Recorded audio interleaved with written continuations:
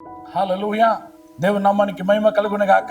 ఒక అద్భుతమైన మాట యోసేపు ఒక లైఫ్లో, యోసేపు గురించి వాళ్ళ నాన్న వింటున్నాడు.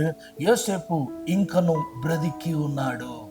దేవుని నామానికి మహిమ కలుగును గాక. ఇంతవరకు మిమ్మల్ని గురించి, మీ పిల్లల గురించి నెగటివ్గా విన్న కార్యాలన్నీ మారి ఇంక మీదట మీరు వినబోతున్నది అద్భుతముగా ఉండబోతున్నాయి. దేవుని నామానికి మహిమ కలుగును గాక. వాళ్ళ సహోదరులు వచ్చి చెప్పారు, నానా యోసేపు బ్రతికి ఉన్నాడు, రెండవది ఎగిప్తు దేశానికి అధిపతిగా ఉన్నాడని. కానీ ఒక మాట చెప్పనా, యాకోబు ఈ మాటను నమ్మలేదు.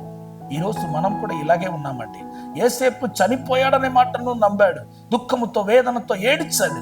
కానీ ఇప్పుడు యోసేపు బ్రతికి ఉన్నాడని, ఎగిప్తు దేశానికి అధిపతిగా ఉన్నాడని ఆ మాటను వచ్చి సొంత సహోదరులే చెప్పుతున్నారు, కానీ ఆ మాటను యాకోబు నమ్మలేకపోతున్నారు. ఇలాగే మనం కూడా ఉన్నాం. రాబోయే దినంలో మీ వారు కూడా మిమ్మల్ని గురించి వినబోతున్నది నమ్మలేనట్లుగా దేవుడు మిమ్మలను దీవించబోతున్నాడు, ఉన్నతమైన స్థాయిలో నిలవబెట్టబోతున్నాడు. నేను ఒక మాట చెప్తాను, వినండి. నెగటివ్ అయిన కార్యాన్ని నమ్ముతున్నాం, డాక్టర్స్ ఒక రిపోర్ట్ని నమ్ముతున్నాం, కానీ దేవుడు మన కొరకు చేసిన వాటిని నమ్మట్లేదు. డాక్టర్స్ ఒక రిపోర్ట్ని సీరియస్గా తీసుకుంటున్నాం, కానీ యెహోవా రాఫా, నిన్ను స్వస్థపరిచే యెహోవా నేనే.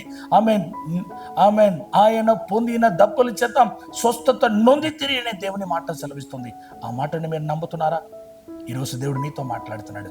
దేవుడు మిమ్మలను, మీ కుటుంబాన్ని దీవించును. దేవుని మాటను నమ్మండి. దేవుని యొక్క మాట ఒక నెరవేర్పు కోసం ఎదురు చూడండి. దేవుడు మిమ్మలను, మీ కుటుంబాన్ని దీవించునుగాక. ఆమేన్.